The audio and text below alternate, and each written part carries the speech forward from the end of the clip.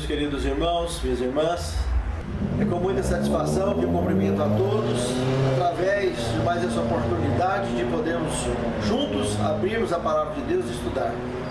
Eu gostaria de convidar o Arilson para que possamos fazer a oração inicial, dando sequência ao Escatologia versão 4. Querido Deus, nosso grandioso Pai, Criador e mantenedor da vida, nós louvamos e agradecemos o Teu nome, porque o Senhor tem cuidado de nós. Pedimos ao Senhor nesse momento, presença do Teu Espírito Santo, para compreendermos a Tua palavra. Amém. Que o Senhor abençoe os que estão aqui presentes. Amém. E abençoe os que estão, Senhor, assistindo através da internet. Amém. Que todos nós possamos ter entendimento da Tua palavra. Amém. Para podermos ser cidadãos da Tua casa. Amém. Perdoa os nossos pecados, Senhor, em nome do Teu Filho Jesus Cristo. Amém. Revisando a aula passada, o paralelo que nós fizemos entre a trajetória indo em direção à faixa de Gaza e a praia de Nuveiba, por ali dá para ver bem claro que Deus jamais se pauta pela lógica humana. A direção que Israel tomou, indo para o deserto, por aquelas cordilheiras, engavetados pelas montanhas, de um lado e do outro, e a hora que chega na praia de Nuveiba, lá no Golfo de Acaba, seria, na visão do inimigo, no caso, Faraó, seria ver as ovelhas encantoadas no curral. É só entrar e matar. Estava no abatedouro. Quer dizer, a lógica humana era essa. Foi assim que a cabeça de Faraó funcionou. E quando ele soube, ele atinou numa possibilidade fatal. Deus errou. E tentou tirar proveito disso. Indiretamente, como as pessoas fazem isso até hoje? Eles traçam as suas próprias lógicas, a lógica humana. A minha vida tinha que ser assim, pela lógica. A minha vida tinha que ser assado, pela lógica. Aquele fulano não podia estar nessa situação, pela lógica. Mas o Senhor jamais se pautou pela vista mortal.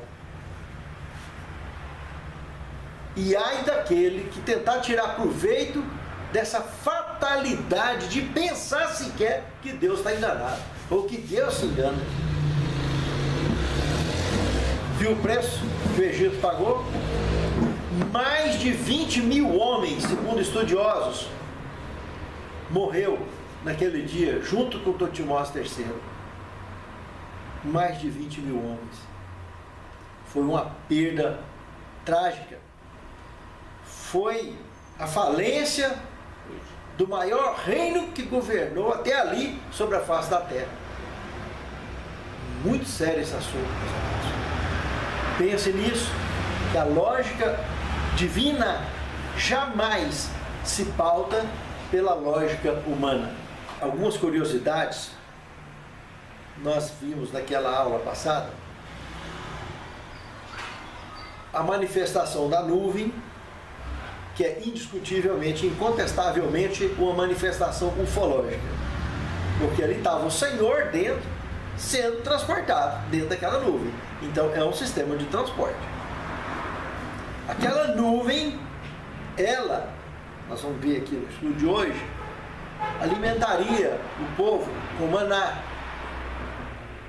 Dentre muitos outros acontecimentos fantásticos que aconteceria partindo dali para o povo de Deus.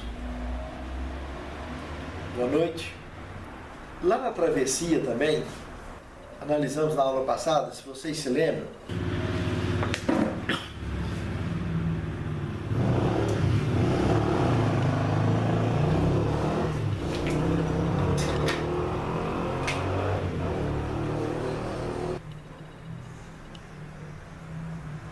bom, agora tá.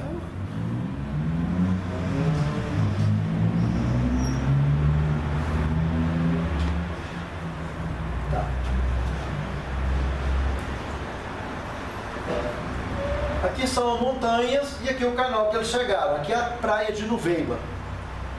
Aqui o mar, o Golfo de Acaba. Vocês lembram que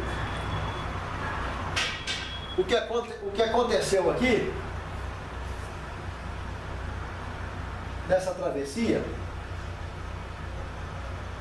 foi uma extensão de 18 quilômetros aqui de Nuveiba até aqui na Arábia Saudita, 18 quilômetros por 900 metros de largura.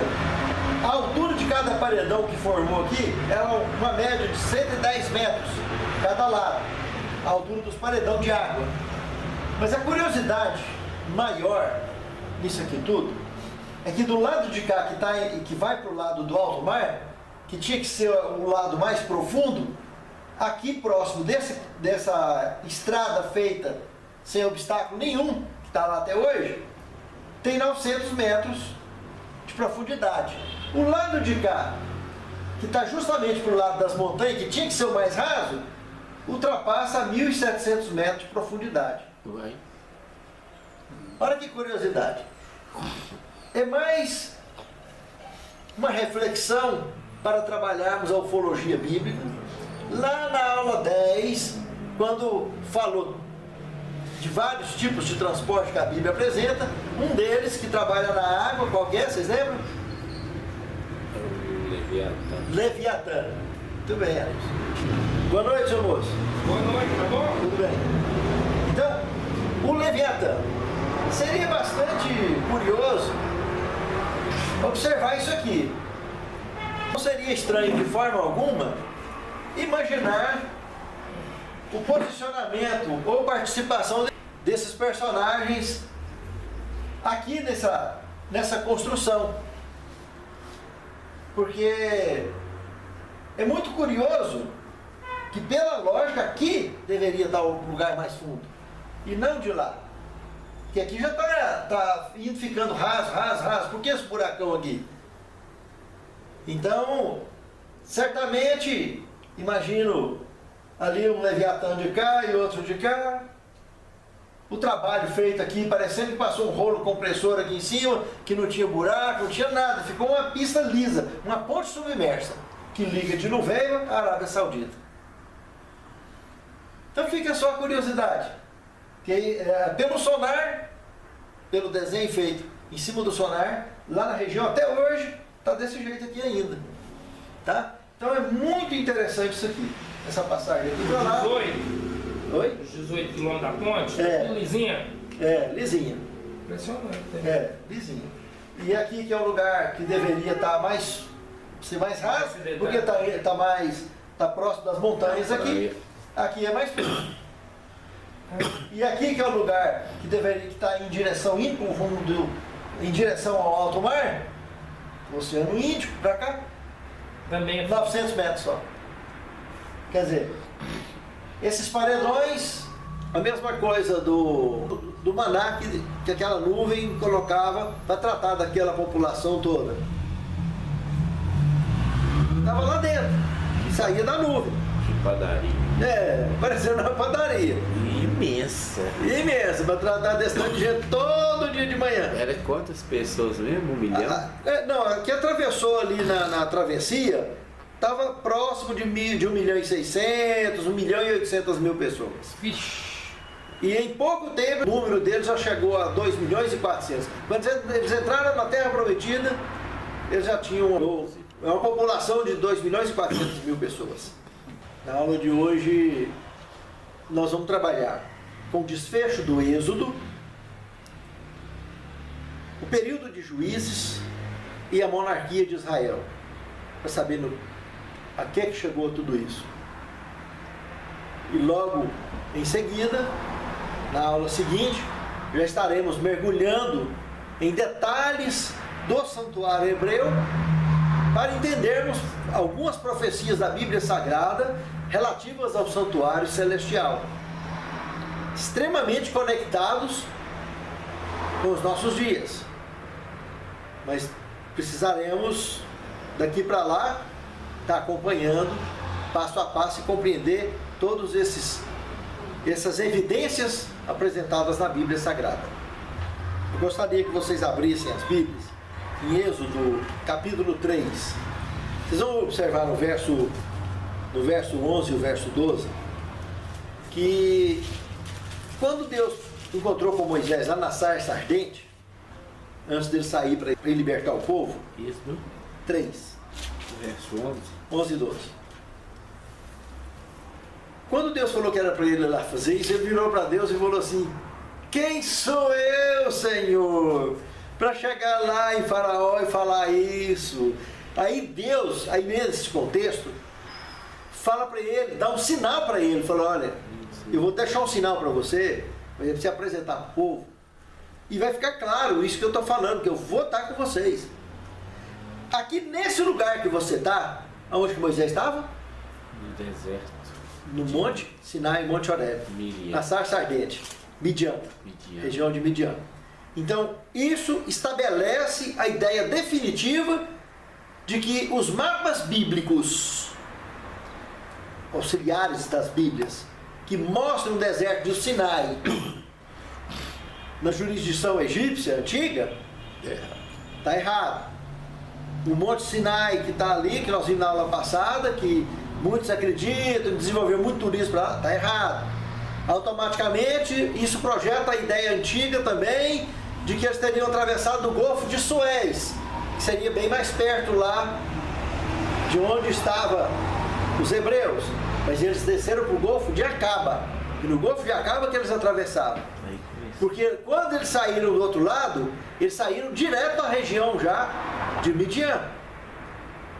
E nós vamos ver aí que foi um jogo rápido, coisa de 3 meses, apenas com 2 acampamentos, eles já estariam estacionados de frente ao Monte Sinai. Porque cada acampamento não podia montar acampamento com uma população desse tamanho para ficar só um dia ou outro.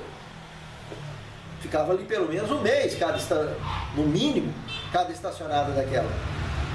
Então nós vamos ver esse passo a passo aí, vamos ver nos textos bíblicos, mas eu quero deixar claro esse ponto, o sinal que ficou dado aí.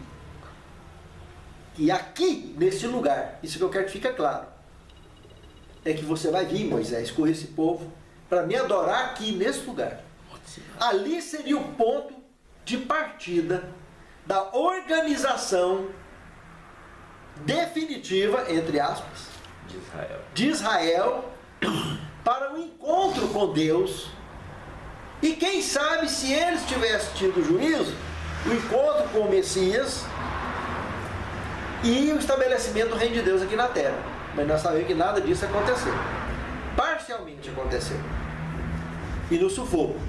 Encontraram realmente com Deus lá, mas era base de rebeldia. Observando o Êxodo 19, verso 1. Olha lá para você ver que coisa mais interessante. No mês de junho, no terceiro mês que eles saíram lá do Egito, foi o momento em que eles chegaram no Sinai. Percebeu isso aí? No terceiro mês da saída dos filhos de Israel da terra do Egito, e no primeiro dia desse mês vieram ao deserto do Sinai. Então, qual foi o mês que eles saíram? Exatamente que dia? Vocês já lembraram? Do dia 14 para o dia 15 de abril, Páscoa. Lembrou disso? Foi no dia que eles saíram de lá. Então agora estavam aí, 1º de junho, eles estavam em pleno deserto do Sinai. Depois que atravessaram. Só que nós vamos ver que até chegar ali, quais foram as experiências que eles passaram, as principais. No capítulo 15 de Êxodo, versículo 22 ao 27, logo que eles atravessaram, lê lá para você ver. As águas amargas tornam-se doces. Fez Moisés partir Israel do Mar Vermelho, e saíram para o deserto de Sur.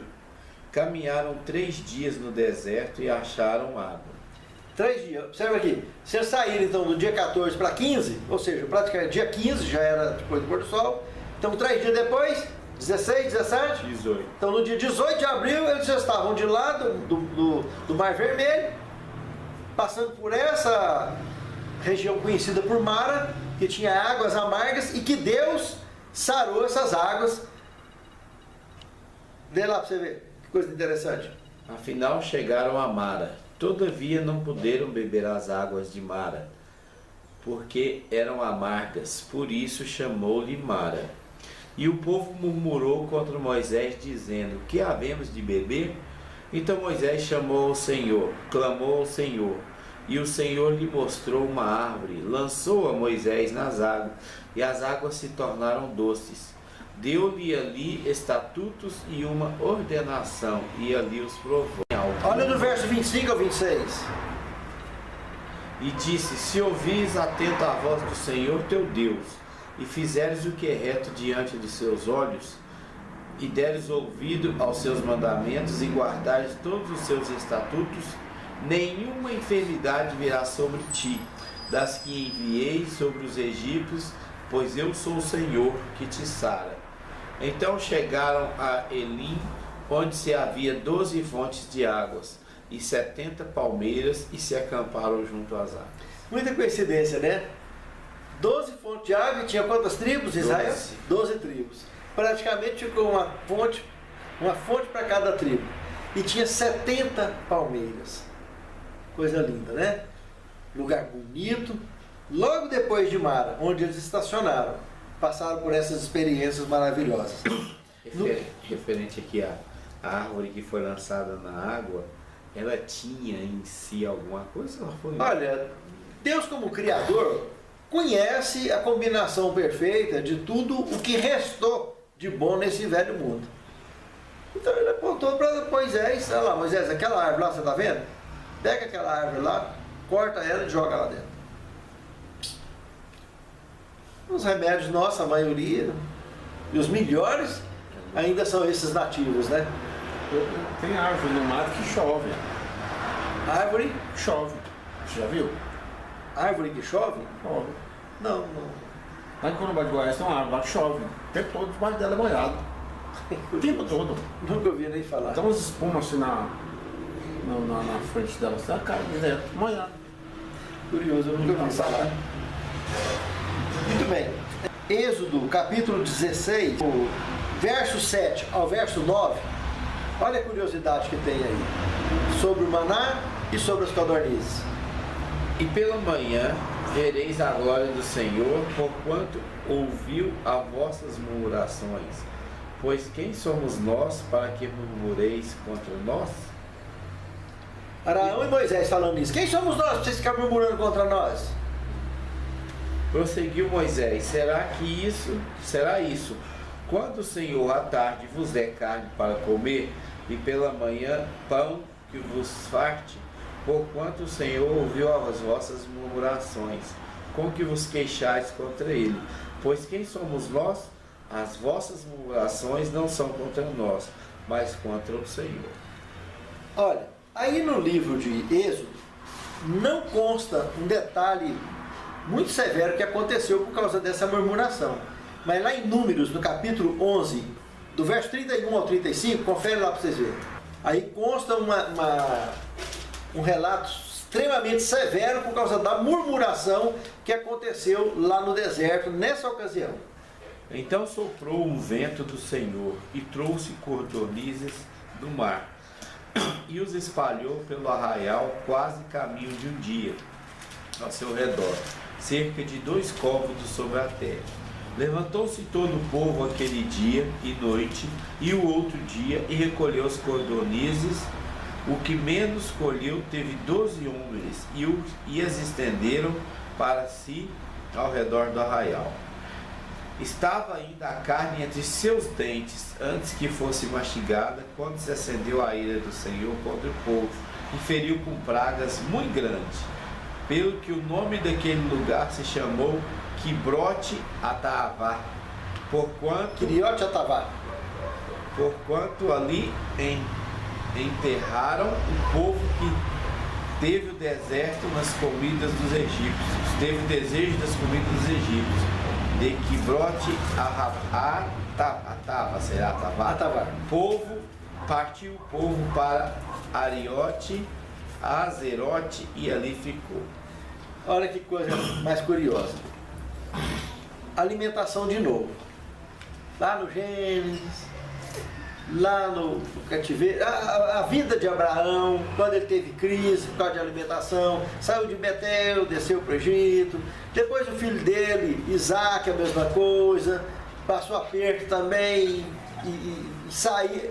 Em vez de buscar a presença de Deus, confiar na direção divina, o indivíduo começa a murmurar, começa a fugir da lógica divina, preferindo a lógica humana. E só vai fazer presepada. E quando a gente tenta traçar lógica humana nas coisas de Deus, é uma fatalidade. Aqui agora, eles estavam lá no deserto, aquela nuvem que estava cobrindo aquela população gigantesca, estava alimentando eles com um padrão de alimentação que não tem nesse planeta. Alimentação celeste. Deus estava preparando o pão que tinha, era um pão que tinha um sustento, que não tinha nada nesse mundo para sustentar daquele padrão. Vitaminas, proteínas, tudo que precisa. Perfeito. O alimento perfeito. Tipo um trigo, não, esse negócio? Não, é pequenininho, ele é bem miudinho mesmo. Flocos, pequenininho. Imagina tipo flocos. Pipoca. Parecido o tamanho de uma pipoca, mais ou menos. E aquele ele juntava, ele fazia um bolo, fazia um pães com aquilo ali. Como se fosse servia, uma massa. ela podia comer puro e podia servir de massa de pão também, para fazer pães e etc. Então é fantástico. Não tem nada nesse mundo, né? Vários alimentos podiam ser feitos daquilo ali, além de poder comer puro. É como se fosse a soja. Que faz E tanta eles coisa não, hoje. e era um produto que caía por cima do chão e tinha todo dia tinha que colher só aquilo que Maneirinho, Cada um né? comia. para comer no dia. Não sujava. Todo dia de manhã, exatamente. Quase uma pipoca. Não né? se contaminava. Não se Levíssimo e altamente nutritivo. Só que o povo, em pouco tempo, ou seja, foi pouco mais de um mês que eles comeram aquilo ali, eles já começaram a reclamar. É só que esse maná aqui, eu tô com saudade de comer aquelas panelas do Egito, com aquelas carnes, não sei. Agora pensa pra vocês verem se tem lógica. Sofreu nesse caminho. O que esses caras sofreram lá, eles não comiam nada de coisa de luxo, eles eram escravos. Eram escravos. Tava batendo garganta, blefando, blasfemando, porque eles não comiam nada de luxo para lá. Agora, o pouco que eles comiam para lá, que eles inventavam, a temperada que eles arrumavam, as coisas que eles ajeitavam para lá, deu saudade daqueles trem. Não queria comer a comida que Deus estava providenciando para eles. Enjoado, né? Enjoou. Só tem esse maná na nossa frente. Pão viu. Não está aguentando mês mais. Aí foi onde apareceu, que vocês leram aí, números, Deus irou. que Deus mandou uma praga para eles. Ele mandou as codornas. E acabou deixando as codornas manter aquele ritmo de todo dia de manhã era o maná e de tarde tinha as codornas. Mas na primeira investida, Deus deixou uma marca violenta lá. Os ovinhos de codorna estavam... Não resolvi não, as codornas mesmo, porque vocês viram o caminho de um dia. Pra você andar um dia vendo codorna, o chão forrado de codorna, era codorna demais. Era codorna que não podia fazer efeito. Então quando eu estava comendo, ainda estava no meio dos dentes, a codorna, antes de engolir, Deus mandou um fogo lá, uma praga brava, mas morreu milhares e milhares. Para eles aprender a entender que Deus é a vida. E Ele quer dar vida. Ele não quer dar morte para as pessoas. E as pessoas, quando deixam de escolher aquilo que Deus quer dar, que é o melhor para nós, que Ele é o nosso Criador. E isso não adianta. O povo até hoje está zumbizado com a alimentação. Até hoje. Eles comem o que quer, o que dá na cabeça, eles não conseguem mudar. Não conseguem. Está tudo travado. Deus quer mostrar o melhor, quer mostrar o caminho mais seguro, mas as pessoas, quando mexem na alimentação, principalmente, o zumbitismo, ó, trava. E aí fica essa marca que aconteceu dentro desse contexto. Êxodo, capítulo 16, verso 1. E partindo de Elim, toda a congregação dos filhos de Israel veio ao deserto de Sim, que está entre Elim e Sinai, Aos 15 dias do mês seguinte, depois de sua saída das terras do Egito. Então, vocês viram? Então, aos 15 do mês seguinte. Então, o mês que ia sair de lá foi abril. Então, um mês certinho depois, eles estavam lá no deserto de Zin, que era entre o Sinai e Elim. Elim é onde tinha as águas de Mara, onde aconteceu a questão começou a cair o maná e as codornizes. Um mês certinho, que eles saíram lá do Egito, no dia 15, exatamente, eles estavam já lá no deserto de Sim. A próxima parada deles, 2 meses depois, já seria, eles ficariam ali mais um mês e pouco, e já levantaria acampamento. Êxodo, capítulo 19, verso 1, olha lá para vocês verem, o momento que eles chegaram lá. Pode ler, Juraci. Pode ler, Adilson. No terceiro mês da saída dos filhos de Israel da terra do Egito, no primeiro dia desse mês vieram ao deserto do Sinai. Aí, tá vendo? Terceiro mês, já no primeiro dia, 2 meses e pouco. Eles já estavam lá então, em pleno deserto do Sinai, em frente ao Sinai já, se acampando e providenciar ali um acampamento longo, para quando saísse dali eles iam fazer mais 2 paradas só, até a terra prometida. Conforme o livro de Números, capítulo 10, verso 11, só no dia 20 de junho do ano seguinte que eles sairiam dali do Sinai. Confere lá. Aconteceu no ano seguinte, no segundo mês, aos 20 do mês, que a nuvem se ergueu de sobre o tabernáculo da congregação. Mas, Pode ir. os filhos de Israel puseram-se em marcha no deserto do Sinai, jornada após jornada, e a nuvem repousou no deserto de Parã. Então vocês viram aí, no dia 20 de junho do segundo ano, então o primeiro ano, 1446, quando eles saíram do Egito. Eles saíram de lá, na realidade, no dia 15 de abril. E no dia 20 de junho do ano seguinte, eles arrancaram do Sinai e a próxima parada foi no deserto de Parã. Lá no deserto de Parã é que eles levantariam os 12 espias, que nós vamos conversar sobre isso aí também daqui mais um pouquinho. No capítulo 18 de Êxodo, nós temos uma informação muito interessante de que Jetro, o sogro de Moisés, teria vindo trazer, enquanto eles estavam ali no Sinai, os seus filhos e a sua esposa. E acabou passando uma temporada ali com eles. E Jetro, fica nesse relato aí demonstrado, que esse cara era um servo de Deus, mas um cara muito inteligente, um excelente administrador, e conseguiu transferir para Moisés, como instrumento na mão de Deus. Deus usou Jetro para habilitar Moisés e Araão para administrar aquele povão de maneira mais sensata, porque tudo estava vindo para cima dos dois. Moisés é responsável pela área de legislação, pela área civil e área religiosa com Araão. Só que os dois não estavam dando conta. Aí Jetro veio, orientado por Deus, orientou também Moisés e Araão a dividir blocos, representantes de 500, representantes de 200, representantes de 100, de 50, para que só os casos realmente que eles não conseguissem resolver, que viessem então para Moisés e Arão resolver a área religiosa e a área civil.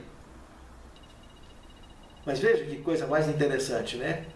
A teocracia, o governo dirigido por Deus, do povo de Deus, Deus usou todos os aparatos necessários, todos os recursos que tinha às suas mãos, para que o povo fosse devidamente habilitado para se tornar, em muito breve, uma grande nação.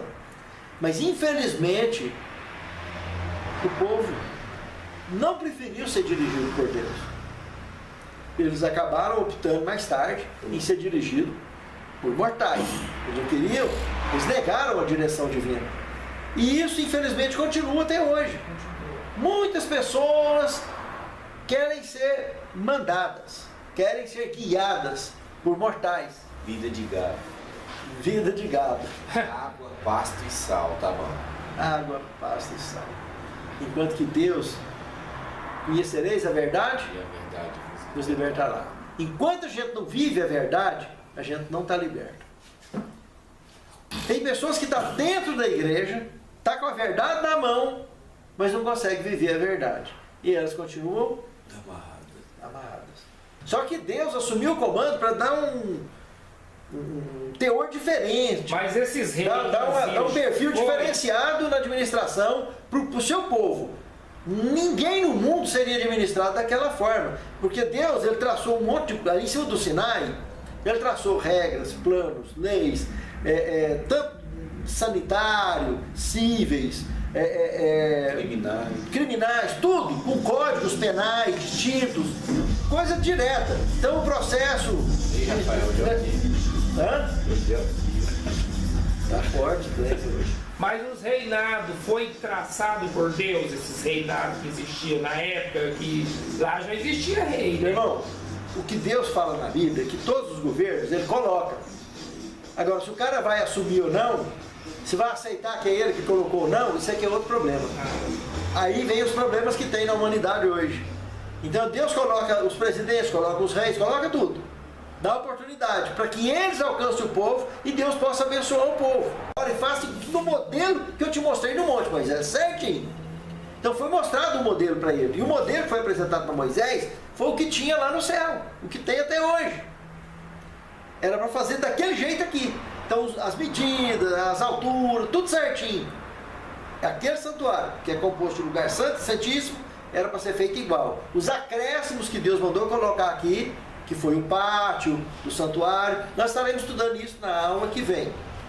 Mas o que eu quero mostrar aqui, exatamente, é que o santuário seria o que nós temos hoje como igreja.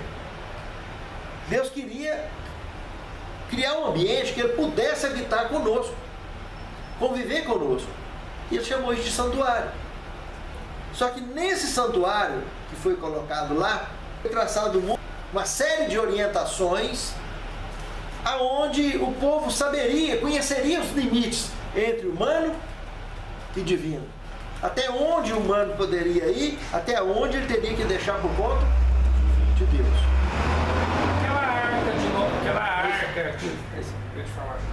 Aquela arca foi na época de Moisés, não foi? Foi. Ela tinha alguma coisa a ver com esse santuário aí? Sim, total. Foi ela que foi feita por Deus, aquela arca? Não, por Deus não. Deus orientou e deu as medidas. Na aula que vem nós vamos estar estudando sobre isso. Não, beleza, porque você Tá. falou o negócio. Não, está no santuário. O santuário, a arca, tudo isso nós vamos estar estudando. O que tinha lá dentro, tudo nós vamos ver na aula que vem. Não perca a aula que vem, que nós vamos estar mergulhando nisso aí na próxima aula. Então, o que eu quero aqui finalizar com essa questão do santuário é que o povo estava habilitado para ser dirigido por Deus, através de seus representantes legais ali dentro. Deus estaria usando todo mundo, cada um no seu limite, para que pudesse ele se tornar uma nação exemplo para o planeta Terra. Esse era o projeto de Deus para Israel. Ficou claro isso aí? Então, isso aconteceu, era para ter acontecido. Aconteceu, mas não existe.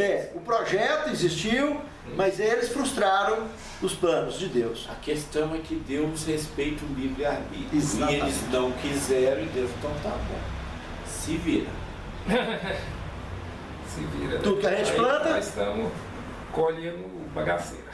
Números capítulo 12, verso 16. O que é que está escrito lá, Nilson? 12, 16. Porém, depois o povo partiu de Azerote e acampou no deserto de Parã. Então vocês viram aí que quando eles saíram do Sinai, primeiro eles pararam em Azerote. Quando eles saíram de Azerote, a segunda parada e definitiva, deserto de Parã. E lá no deserto de Parã, eu queria chamar a atenção de um detalhe, que muitas pessoas imaginam que foi ideia de Deus escolher 12 espias para ir lá fiscalizar a terra prometida. Os 12 olheiros. E não foi, não? Deuteronômio 1, 22 e 23. Confere lá o que está escrito lá. Para ver se foi Deus a ideia. 1, 22 e 23. Vamos lá para você ver o que Deus, o que a Bíblia fala, se foi Deus, se foi de Deus a ideia dos 12 espias, ou se foi deles, ou se foi ideia humana.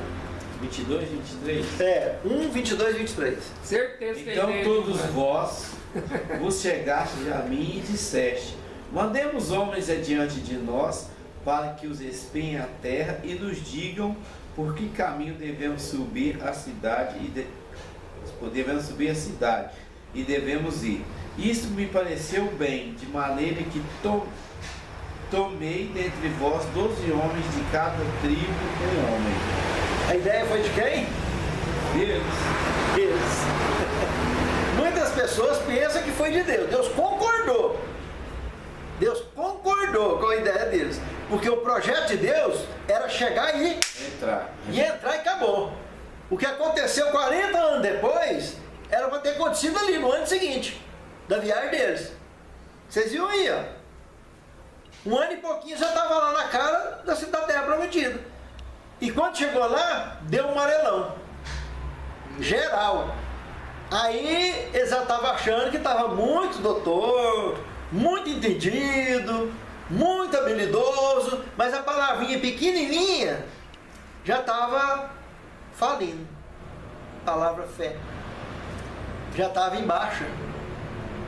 E isso porque estava a nuvem lá, do mesmo jeito, coluna de fogo à noite, coluna de luz à noite, Maná. a sombra de dia, maná de manhã, codorna de tarde, né? Tudo isso, e milagres em cima de milagres. E outra coisa, tiveram guerras, pessoas que peitaram eles lá no deserto e eles combateram. Teve uma ocasião dessa que Araão e Ur ficou um de cada lado de Moisés, porque ele ficou o dia inteiro com a mão para cima. Quando ele erguia a mão, o povo estava ganhando. Se ele baixasse a mão, os inimigos começavam a ganhar. Então aí, por fim, eles colocaram uma pedra para ele sentar. Sentaram ele numa pedra, e Araão ficou de um lado e Ur do outro, segurando o braço dele, mantendo o braço dele em pé, porque eles não podiam perder, até que eles venceram. Então, muitos e muitos milagres. E não foi tudo isso, água, a travessia do Mar Vermelho, as 10 pragas, tantos milagres, tantas evidências. Pensa, irmãos, 1 ano e tanto, convivendo com o Deus vivo, o tanto de coisa que esses camaradas não conviveram, para chegar diante da terra prometida. A ordem era chegar e arrebentar com tudo. Porque o que aconteceu 40 anos mais tarde? Não foi exatamente isso? Foi chegando lá e rodear lá dentro. E o que aconteceu com os muros de Jericó? Caiu tudo. Muros intransponíveis. Era o que era para ter sido feito. E aí os indivíduos pegam e vêm com uma ideia maluca. A lógica humana em ação de novo. E quando a gente traça a lógica humana, o que acontece? Só zebra. Porque nós somos mortais. Nós não enxergamos 1 milímetro na frente do nariz, olhando na ótica divina. E por causa disso, a presepada da tragédia foi muito cara. Porque quando eles entraram lá para olhar o que Deus tinha para nós lá dentro, tinha para eles lá dentro, ixi, dos 12 que entrou, só 2, Caleb e Josué, que voltaram assim, com a fé redobrada, convictos de que o que o Deus estava dando para eles realmente era uma terra que mana leite e mel. Mas os outros 10 amarelou até Moisés. Na hora que eles deram o relatório para Moisés, Moisés já tinha uma natureza melancólica. O quê? Vamos embora agora. E aí nessa de vamos embora agora, que a maioria decidiu assim, eles ficaram 40 dias lá dentro espiando a terra. Olha só. E o castigo de Deus para eles foi 1 ano para cada dia que eles espiaram a terra, eles vão ficar no deserto. 40. Então, o êxodo todo durou 40 anos. Que era só Eles ficaram circulando no deserto durante 40 anos por causa do vacilo na fé, a murmuração, a lógica humana.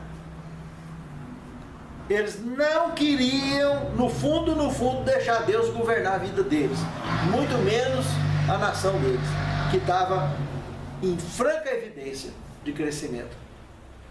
Aí tudo vem atrasando, tudo vem atrasando. A volta de Cristo está atrasando até hoje, por causa do ser humano que quer colocar a lógica humana na causa de Deus. E a causa de Deus não tem lógica humana, ela é ótica divina, é lógica divina. E é o maior erro que o ser humano pode cometer, o cristão pode cometer, é pensar que Deus errou. E pior ainda, se tentar tirar proveito dessa situação, é uma lástima. Fique atentos. 1406 a.C., 40 anos depois, Moisés, que tinha 40 anos quando matou o egípcio e foi para Midian, quando ele teve a visão na sarça ardente, ele já estava com 80 anos. Quando ele tirou o povo do deserto, então, com 80 anos, ele ficou mais 40 com o povo. 120. Ele estava com 120. E eu queria que vocês lessem Deuteronômio 34, do verso 5 ao 7. Vamos tirar uma mensagem com isso aí também, 34. Com essa experiência. A morte de Moisés. Alguns detalhes que informam sobre a morte dele. Bastante curioso, no ano de 1406 a.C. Ou seja, quando eles chegaram de frente para a Terra Prometida novamente, depois dos 40 anos, e agora para entrar lá dentro. Assim morreu ali Moisés, servo do Senhor, na terra de Moabe, segundo a palavra do Senhor. Este sepultou no vale, na terra de Moabe, de frente a Bet-peor. E ninguém sabe até hoje o lugar da sua sepultura. Tinha Moisés a idade de 120 anos quando morreu. Não se lhe escureceram os olhos, nem se lhe abateu o vigor. Viu só? Ele estava com o vigor normal de uma pessoa jovem, normal, com 120 anos. O olho não escureceu, o olho continuou com o mesmo brilho de uma pessoa jovem. Então, exatamente. 120 anos. Com 120 anos, mas morreu lá. Mas aí falou um detalhe curioso, que a sepultura dele... Ninguém sabe. Sabe por que a sepultura dele sumiu? Ninguém fica adorando. Judas, verso 9. Novo Testamento, vai lá. Antes de Apocalipse, o primeiro livro antes do Apocalipse. Contudo, o arcanjo Miguel, quando contendia com o diabo e disputava a respeito do corpo de Moisés, não se atreveu a proferir juízo inflamatório contra ele. Pelo contrário, disse: o Senhor te repreenda. Arcanjo Miguel. A palavra arcanjo quer dizer príncipe, filho do Altíssimo. A palavra Miguel quer dizer quem é como nosso Deus. Arcanjo, então, no universo só tem Jesus Cristo. Filho unigênito, único da espécie, que foi conhecido como arcanjo, não anjo.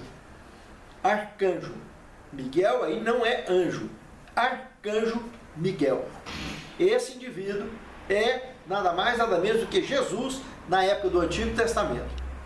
Esse indivíduo, quando Moisés morreu lá, veio para ressuscitar ele. E a prova que ele foi ressuscitado, Lucas capítulo 9, verso 28 ao 37. Do Evangelho de Lucas, Novo Testamento. Aí está a prova da transfiguração. Ali aparece 1500 anos depois que Moisés teria então morrido, que a sepultura desapareceu. Por que a sepultura desapareceu? Porque não tem defunto. Para que vai ter sepultura? Ele foi embora. O arcanjo, ele foi ressuscitado. Está aí, ó, Judas, verso 9, diz que ele ressuscitou ele. O anjo veio, pegou e levou. O anjo não, o arcanjo Miguel, filho de Deus. Verso 30. Mas esse arcanjo é o mesmo Jesus Cristo? É, na época do Antigo Testamento. Vai pra... Antigo Testamento, ele era conhecido assim. Aí no Novo Testamento ele vem e se faz carne e habita entre nós. Vai para o útero de Maria. A Santíssima Trindade projeta o Filho, então o arcanjo Miguel vai lá e é colocado no útero de Maria. Aí ele nasce, no Antigo Testamento ele era conhecido por... Ele é o arcanjo. É o arcanjo Depois Miguel. que veio na terra, ele se tornou Jesus. Ele recebeu esse nome de Filho de Deus, ali na terra, conhecido como Jesus Cristo, que nós conhecemos, né? Do Novo Testamento para cá. Nossa, do nascimento de Maria. Esse negócio que eu nunca ouvi falar. Né? Primeira vez que eu ouvi falar disso. Se falar isso, Mas O religioso ele vai ficar doido. Não, mas- Jesus teve lá na época do. tá na Bíblia, não tá? Não, tá. Só que ele não tinha o nome de Jesus, não era conhecido por Jesus. Porque Deus é Deus. Ninguém cria Deus. Ninguém sabe como que Deus foi. Agora nós sabemos que tem Pai, Filho e Espírito Santo. Pronto. Arius, queria comentar alguma coisa? Não, aqui no verso 33 de Lucas 9. 29 que diz: Aí aconteceu que enquanto ele orava, a aparência do seu rosto se transfigurou e suas vestes resplandeceram de brancura. E eis que 2 varões falavam com ele, Moisés e Elias. No Novo Testamento, no Evangelho de Lucas, então tá ali. Elias, que eu estou falando aí, viveu 1000 anos antes de Cristo, 500 anos depois de Moisés. Moisés viveu 1500 anos antes de Cristo. Como que os dois estavam ali agora visitando Jesus? E estava lá Pedro, Tiago e João, que eles dormiram. Isso foi uma vigília que eles passaram lá no Tabor. E quando Jesus começa a conversar, a nuvem aparece lá de novo, e da nuvem desce Elias e Moisés. Quando esses dois estavam subindo na nuvem para ir embora de novo, Pedro acorda com os outros dois, Tiago e João. Ô senhor, peraí, vamos fazer uma barraquinha aqui para os 3, fazer uma cabaninha aqui para Elias, para o senhor, para Moisés. Aí aparece lá dentro da nuvem outra voz interessante. Quem? Deus. Do Pai. Esse é meu filho. Esse é meu filho amado em quem me compraz. Aí ele ouviu. Quer dizer, Pedro estava acabando de acordar. Falando besta. E já falando bobagem. Aí a nuvem recolheu Elias e Moisés e eles ficaram só os 4 sozinhos lá. Jesus, Pedro, Tiago e João. Então, é muito interessante isso aí. Está relatado na Bíblia, está registrado. Então, Moisés foi ressuscitado.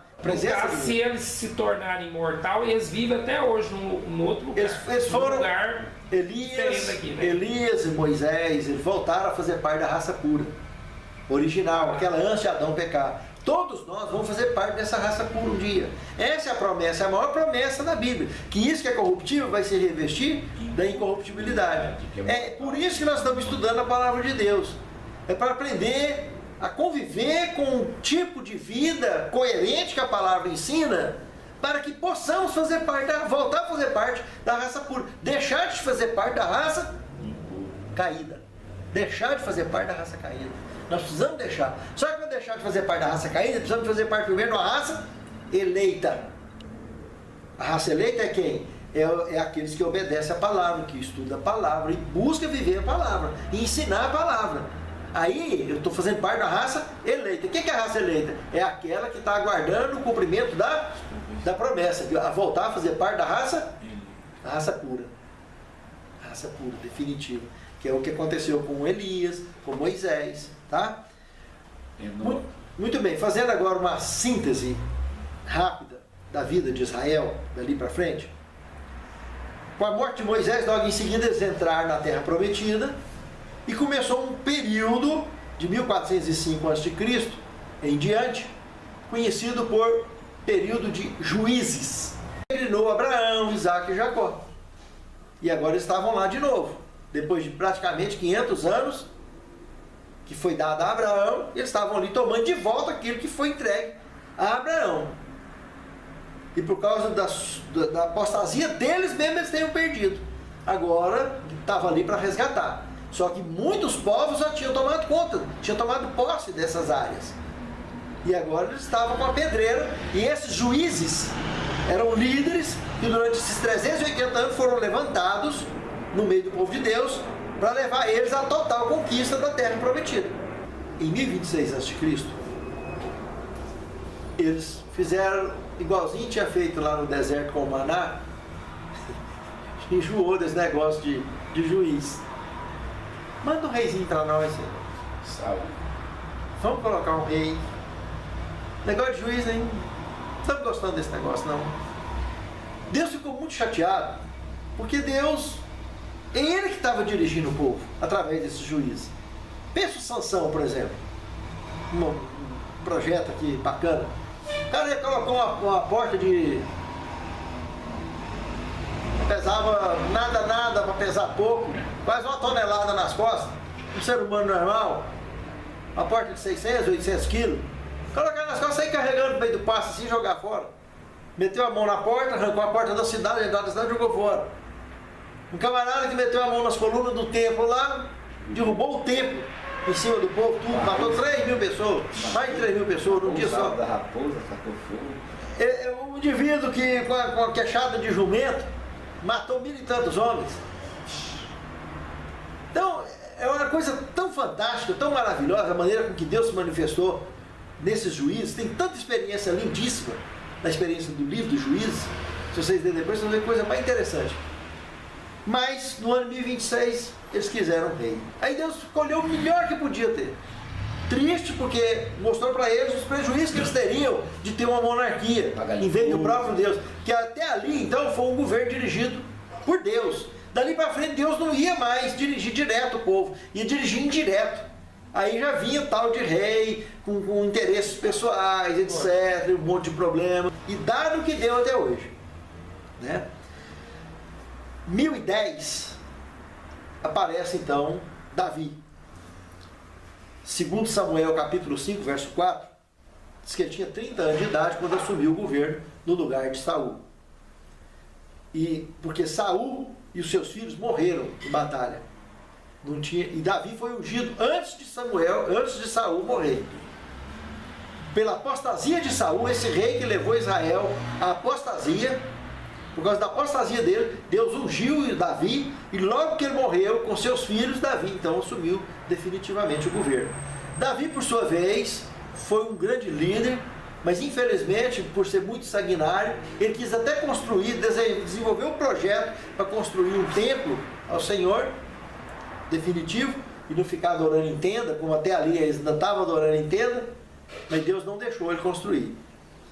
Mas o filho de Davi é que construiria. O próximo rei que governaria, só esses 3 governou Israel como um todo: Saul, Davi e Salomão. Salomão era o 10º filho de Davi. Veja que negócio curioso. Amon, que era o mais velho, que deveria ter ocupado o trono. Mas quando Davi morreu, Amon já tinha morrido, porque o Absalão tinha matado ele. Sabe por quê? Porque Amon cometeu incesto com Tamar, estuprou a própria irmã. E Absalão, para vingar dele, foi lá e matou ele. E teve que fugir. E aí Absalão, então, que era o filho mais velho vivo, quando Davi morreu, por que logo, a rapinha do tacho, praticamente, o primeiro dos 4 filhos que ele teve com Betseba, que o primeiro, na realidade, foi naquele pecado de Davi, e morreu. Aí ele teve outros 4, teve Salomão, mais um outro menino, e mais duas meninas. Então, Salomão, considerado com os 10 filhos que Davi tinha total, na ocasião, ele era o 10º. Mas eu queria chamar a atenção de vocês para 1 Crônicas 22, do verso 6 ao verso 10.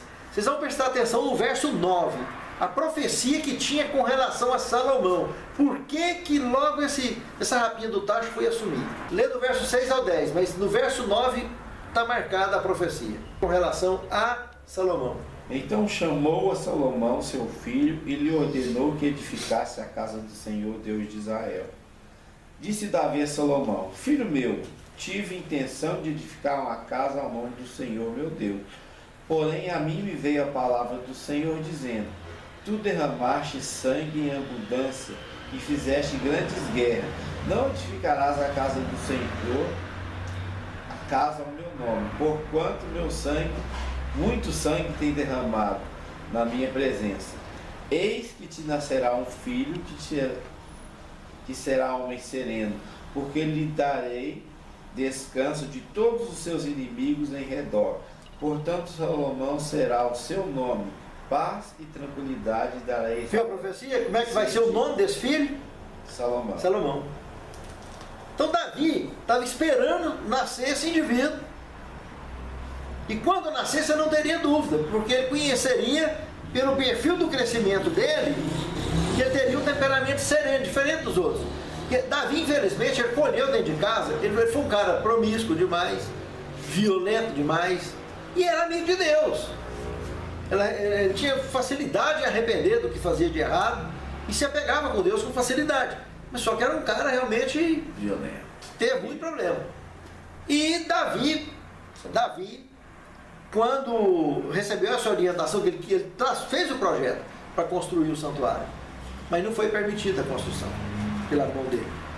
Só o filho dele que faria. Quando ele identificou dos 10 filhos que ele tinha, dos possíveis candidatos a assumir o seu lugar, ele já tinha dado o nome a Salomão, porque Deus avisou qual que seria o filho que receberia esse nome. E esse era o 10º filho dele, justamente o filho dele com Betseba. Então, isso é uma profecia que tinha. Então, Deus já tinha traçado um perfil apropriado do líder, do rei, que conseguiria cumprir com a profecia de Josué.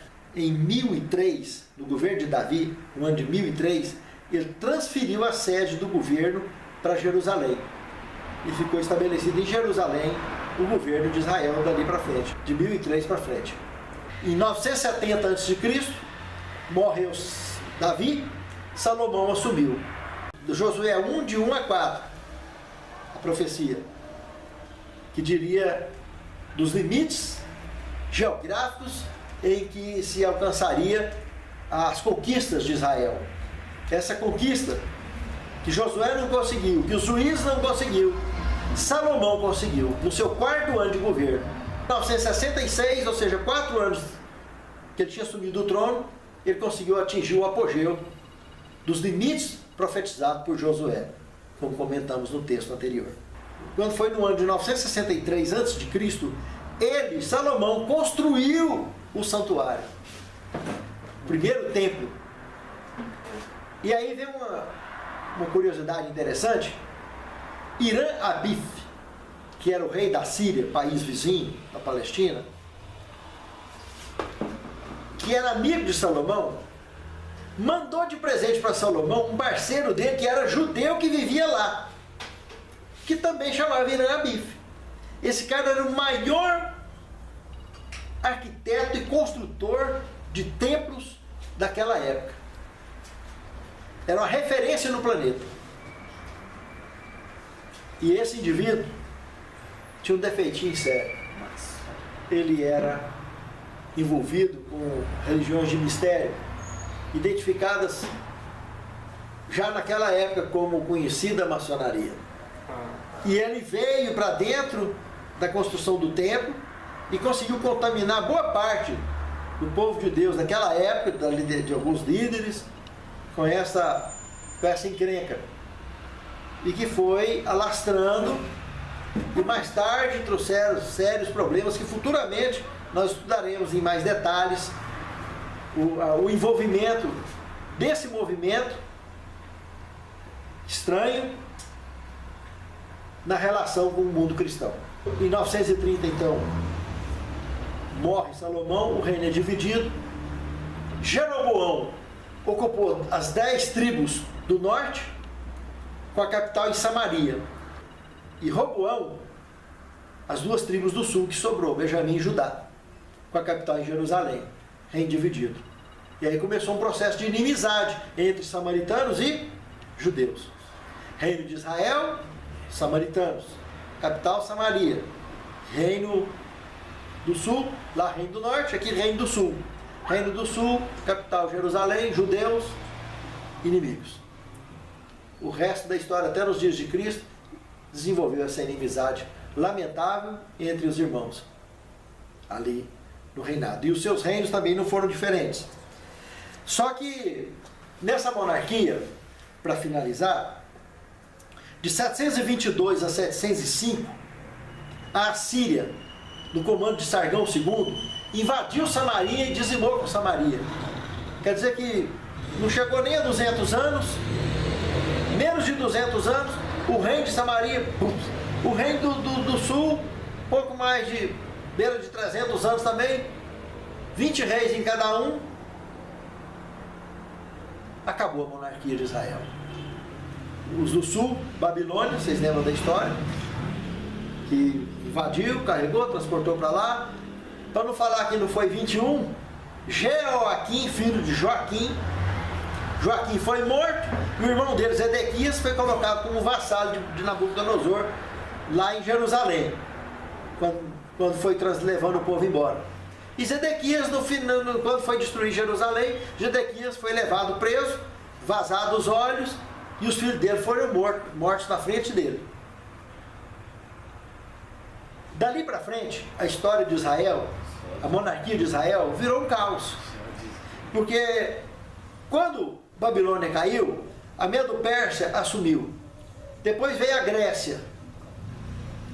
Entre o governo grego e o Império Romano, que a Roma venceu a Grécia na Batalha de Pydna, na Macedônia, em 168 a.C.